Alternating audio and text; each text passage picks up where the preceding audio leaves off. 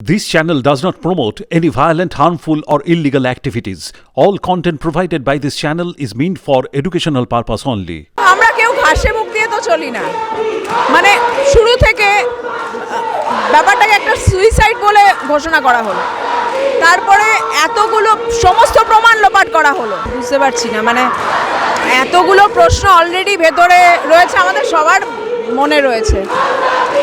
বারবার এভাবে আমরা এটা সিনেমায় শুনে থাকি যে ডেট বারবার পেছোয়, কিন্তু আমরা এটাই এতগুলো প্রশ্ন already from the day one তৈরি হয়েছে এবং আমরা কেউ ঘাসে মুখ দিয়ে তো চলি না, মানে শুরু থেকে ব্যাপারটাকে একটা সুইসাইড বলে ঘোষণা করা হলো, তারপরে এতগুলো সমস্ত প্রমাণ লোপাট করা হলো, এখন সেই ঘরটা ভাঙচুরও করা হয়েছে।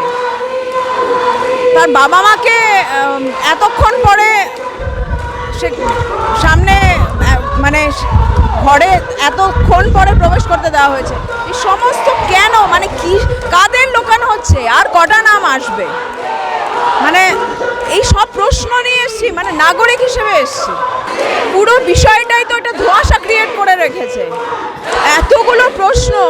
মানে আজকে একটা সন্দীপ ঘোষ, তার পেছনে আর কটা সন্দীপ ঘোষ রয়েছে, কোন কোন ইন্ডাস্ট্রিতে কটা সন্দীপ ঘোষ রয়েছে।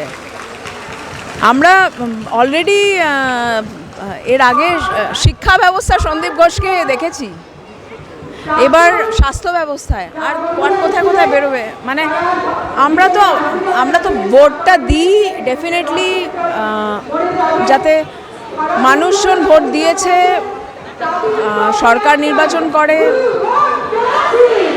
একটা সুস্থভাবে থাকার জন্য, সুস্থভাবে মানে জীবনযাপন করার জন্য, বেসিক জিনিসগুলো পাওয়ার জন্য, কর্মক্ষেত্রে সুরক্ষা, এটা বেসিক জিনিস। এই সেঞ্চুরিতে এসে আমাদের এটা আলাদা করে কথা বলতে হবে, এটা নিয়ে, এটা লজ্জার বিষয়।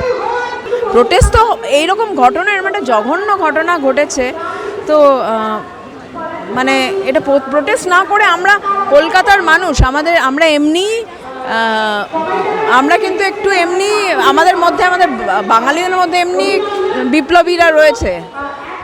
আমরা বিপ্লবীদের দেখে মানে তাদের কথা শুনে বড় হয়েছি। আমরা বলবো না, কারা বলবে? আজকে আমি মানে এতগুলো মানুষ এভরি ডে, মানে আমি জাস্ট চাই যে জাস্টিসটা পাক, এটি জাস্টিস পাক। মানে এতগুলো পরিবার, এতগুলো মানুষ ওয়েট করে আছে। It's very personal.